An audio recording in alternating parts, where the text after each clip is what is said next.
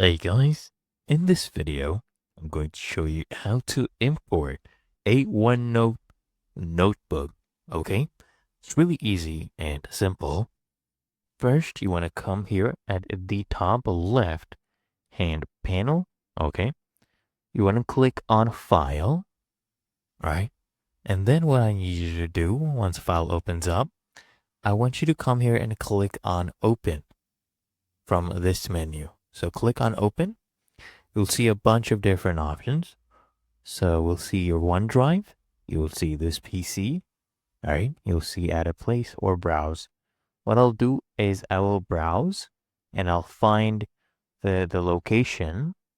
So as you can see right here, I do have one I downloaded. Right. So I'll go ahead and open this one up. There we go.